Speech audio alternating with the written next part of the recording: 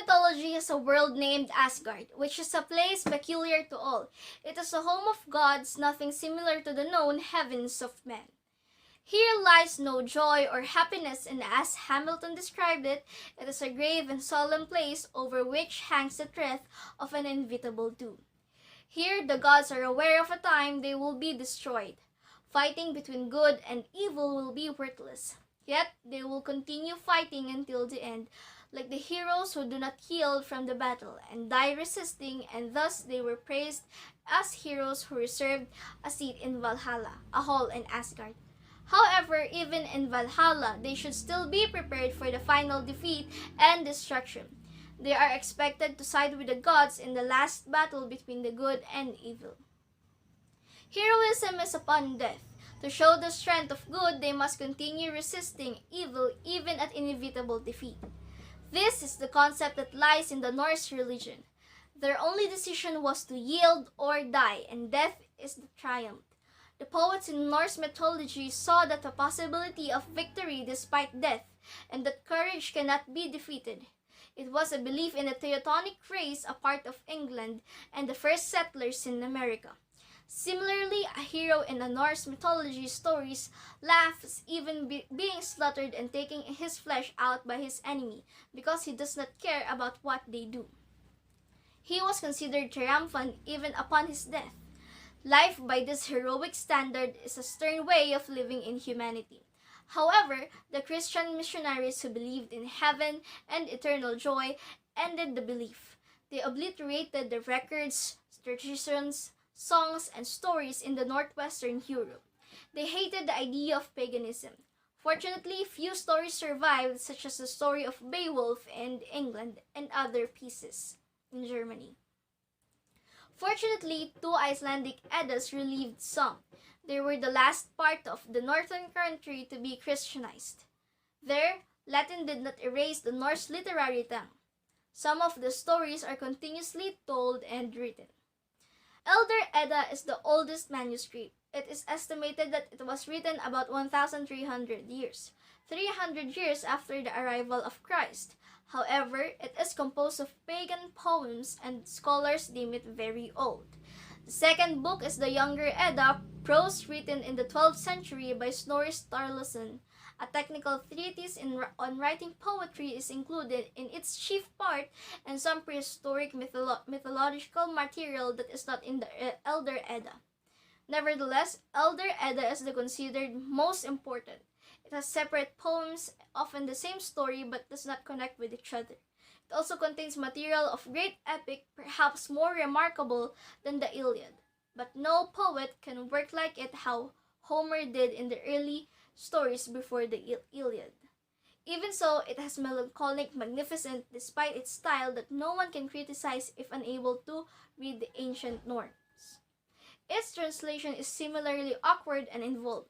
It was like the poets of Elder Edda has conceptions greater than their skills to put them in words. Norse stories are said to be more splendid than Greek mythologies, except for the few stories retold by the tragic poets. All of the best northern tales are tragic. It discusses people dedicated to death. This highlights heroism as the only light in the dark. In Chapter 1, the story of Signy and Sigmund were told. Signy was the daughter of Volsung. She marries a man who will kill her father and brothers. Her husband chained them one by one at night to where the wolves would find and devour them. However, Signy was able to save one of her brothers named Sigmund. Signy disguises herself and spent 3 nights with her brother, conceiving a baby. In order to provide Sigmund with a companion for the vengeance they are preparing, Signy keeps silent and pretend to adore her husband. Then when Sinfoli, the son of Sigmund and Signy, grew up, they killed Signy's husband and all his children by burning them in a lake house. Signy thanks her brother and son and then walks into the burning house, killing herself along with her husband and children. Brynhild is a Valkyrie, a warrior woman. She disobeys Odin, ruler of the gods, so he punishes her by putting her to sleep until a man wakes her. However, Brynhild only wants to be woken by a brave man, so Odin surrounds her couch with flame. However, Sigurd, the son of Sigmund, does the deed. Sigurd then leaves her in the flames to visit his friend King Gunnar, since they swore brotherhood together. Grimhild, the mother of Gunnar, wanted her daughter Gudrun to marry Sigmund. So, she gave Sigmund a potion that would make him forget about Brynhild. Gunnar decides he wants to marry Brynhild, but he is unable to pass the marriage test of the Ring of Fire. Sigurd rides through the flames, again disguised as Gunnar, and wins Brynhild for his friend. Brynhild marries Gunnar, thinking he'll legitimately pass the test and assuming Sigurd abandoned her. When she learns the truth, she falls into a rage of vengeance and falsely convinces Gunnar that Sigurd slept with her when he rescued her from the Ring of Fire. Gunnar persuades his brother to kill Sigurd. After Sigurd's death, Brynhild kills herself and asking to be placed on the funeral next to Sigurd. In analyzing the story of Signy and Sigurd, examples of psychological archetypes was utilized. The themes of this story of Signy is revolved around heroism, justice, and vengeance. In addition, the story as well as the characters of Signy and Sigurd can be considered as examples of psychological archetypes. In myth, some stories or character are examples of psychological archetypes, like the myth about Hades and Persephone, which might represent a metaphor for a marriage without love. Medusa depicts a victim that transforms into an abuser. Signy is a representation of revenge can be self-destructive.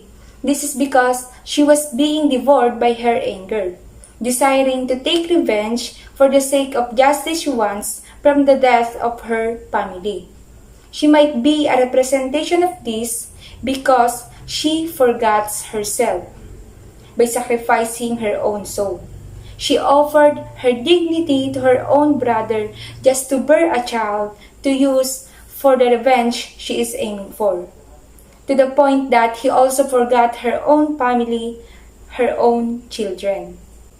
Symbiotically, the child from the union of Signy and his brother symbolizes innocence that abuse in the possession of violence. The story clearly shows that the child was born because of the hidden agenda of Signy, which is to use him upon taking vengeance to further take part and help to do the plan of killing her husband. In the story of Sigurd, Brynhild, a warrior woman, represents disobedience has consequences because she was being punished by the ruler of gods named Odin after disobeying him. The whole story depicts that there are promises that are meant to be broken. This can be seen between the love story of Brynhild and Sigurd, and between the brotherhood of Sigurd and Gunnar. When Sigurd first woke up Brynhild from the couch that's surrounded by flames, he promised her that he will return. But it did not happen, since Grimhild, the mother of Gunnar, gave him a potion to forget Brynhild. The promise that being broken between the brotherhood was when Brynhild convinced Gunnar to believe that Sigurd slept with her when he rescued her from the Ring of Fire. The theme of this story are faith, heroism, justice, and vengeance. That's all. Thank you.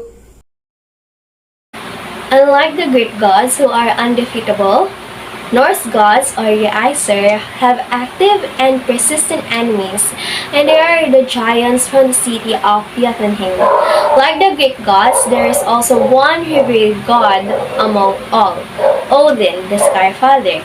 He was aloof and seldom to eat, but still he held peace in his hall. At all times he had two ravens on his shoulders. Their names were Memory or Munin, and Thought or Hugin. Odin had all responsibility other than the gods, from postponing the possible day of doom or Ragnarok, when heaven and earth would be destroyed. He acts as the All-Father, as supreme among God and men. He constantly seeks wisdom, that even one time he went down to the well of wisdom guarded by Mimir the Wise, but it will cost him one eye, but he did it anyway. He hung himself from a tree for 9 days to learn the runes, the inscription of power, which he later passed on to the mortals. The mortals were able to protect themselves with runes. A poet's drink, the scaldic need for men, was again on his mind. He risked his life once more to attain it. In all his sacrifices, he is indeed mankind's benefactors. Maidens known as Valkyries help Odin pick lives, who lives and dies on the battlefield. At his command, Val is slain, and the Valkyries are the chooser of the slain, and the Valhalla is the heavenly resting place for the heroes who have died.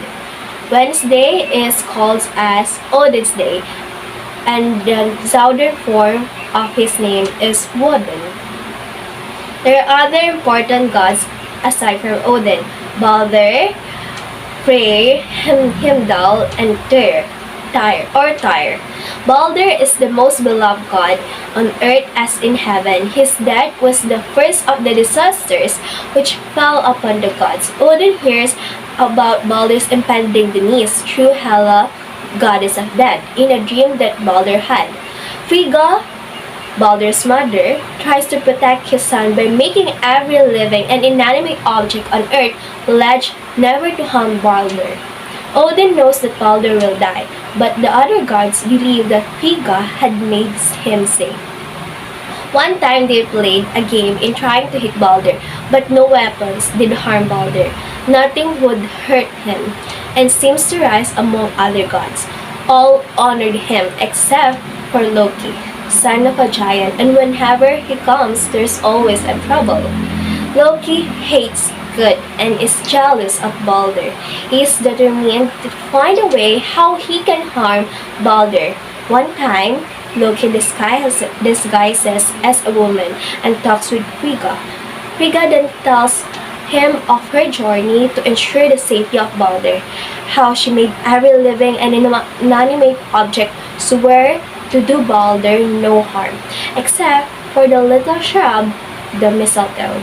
When Loki learns about the mistletoe, he tricks Hodor, Balder's blind brother, into throwing wig of mistletoe at Balder. It pierced at Balder's heart and fell to the ground dead. Frigga refuses to give up hope. She asks Hela to return Balder to life. Hela agrees to release him from death if it can be proved that every living thing mourns for his passing. The gods dispatch the messengers everywhere to ask every creation to shed tears so that Balder could be redeemed from death. Heaven and earth wept willingly for the beloved god. However, they came upon a giantess who refused to wait for Balder. Loki was punished by chaining him in a deep cave. Above his head is a serpent, and its venom drips upon his head, causing him excruciating pain. But his wife tries to help him by catching the poison in a cup. But sometimes Loki's suffering is so extreme that he produces earthquakes whenever she has to empty the cup. There are other three important Norse gods: Thor, the god of thunder, and the strongest of the Aesir; Heimdall, the one who guard the Bifrost, the rainbow which lead to Asgard; and Tyr, the god of war. While the important goddesses are Frigga and Freya. Frigga is Odin's wife, and Freya, the goddess of love and beauty, wherein she claims half of the slain in battle. However, there is only one realm that is only ruled by goddess. The kingdom of death was Hellas, where no one has the authority to be there, not even Odin. As compared to the Greek gods, Norse gods interact with mankind more frequently. The apocalypse is not part of Greek mythology. However, Ragnarok occurs in Norse mythology, and Odin is more like a father figure than a god, and that's what sets him apart from Zeus. In contrast to Zeus, Odin was always willing to make sacrifices and endure agony and pain for people who looked to him for dependence and guidance.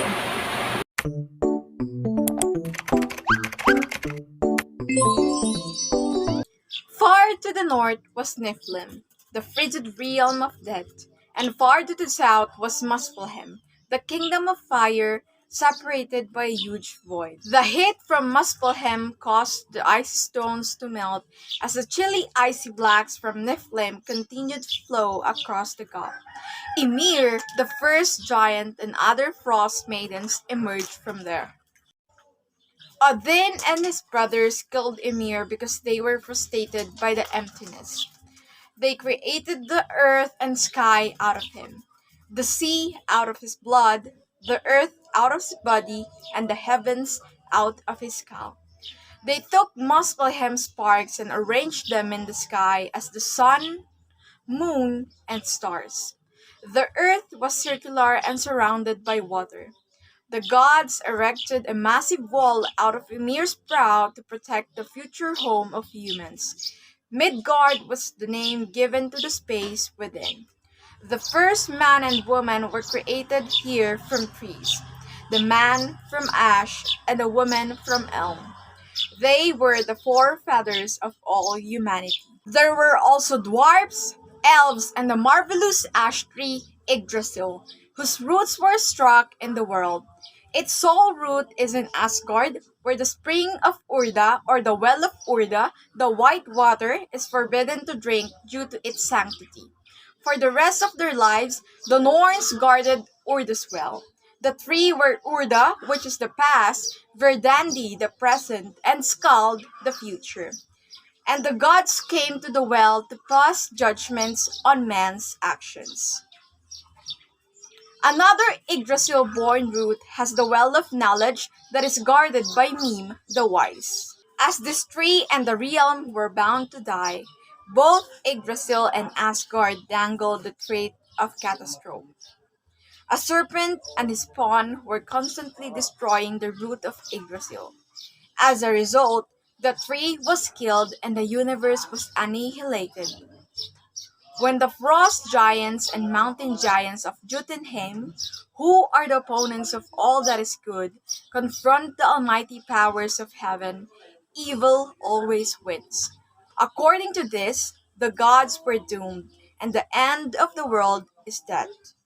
However, believing that evil will continue to triumph was detrimental to the human spirit, as good remains stronger than evil. That even the most despairing Norseman may sense light even in the dark. The Elder Edda contains a prophecy that after the gods are defeated, a new heaven and earth will be born. The world will then be dominated by the bigger one, who is superior to the gods and cannot be overcome by evil. The Norse creation is similar to another explanation of how the world began.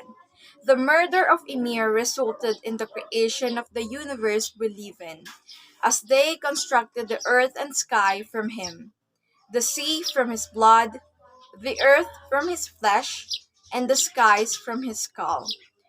This is the first purposeful taking of life in the universe, or in the vast, performed by God. But for the Norsemen, taking Ymir's life was legal because it resulted in a good work, as it created the cosmos. Nonetheless, they are aware that killing for inappropriateness is an illegal conduct. Furthermore, In Norse mythology, the universe is a battlefield between the gods and the giants, with both possessing equal strength. So mankind was placed in the midst, caught between kindness and evil, and was forced to choose what is right. This never ending feature of the universe will come to an end after the powerful one has ascended through the ground and a new world will begin. The Elder Edda also emphasizes another facet of the Norse character, which is oddly different from its heroic side. There are various compilations of wise sayings that not only refute heroism, but also offer an alternative perspective on life. This Norse wisdom literature is significantly less profound than the Hebrew Book of Proverbs. Indeed, it rarely deserved to be called wise, but the Norsemen who wrote it possessed a lot of common sense, which contrasted sharply with the hero's unyielding attitude. The authors appear to be older than the writers of Proverbs. They are wise men who have pondered problems. They were once heroes, no questions, but now that they have retired from the battlefields, they see things from a different perspective. Sometimes, they even look at life with a touch of humor. Some show a shrewd knowledge of human nature. Now and then, they are cheerful, almost light-hearted. A surprisingly tolerant spirit appears occasionally. Two lines near the end of the most important of the collections show wisdom. The mind knows only what lies nearest the heart. These soldiers of the North had loved the common sense to go along with their absolutely awe-inspiring valor. The combination appears impossible, but the poems prove otherwise. Our ancestors were Norse, and our culture dates back to the Greeks. Together, Norse and Greek mythology paint a vivid picture of the people who made up a significant part of our spiritual and intellectual heritage. In relation to this, Hamilton's inclusion of Norse mythology broadens her narrative that could be helpful for the readers in today's generation. Moreover, Hamilton makes good arguments. The small glimpse she provides of the captivating themes and concept of Norse myth is noteworthy. We view a world with different meanings and symbols than the Greeks and Roman stories. The Norse gods have far more gravity than the classical Greek gods. Their tales are never frivolous, self conscious, or trivial, but rather intriguing and provocative.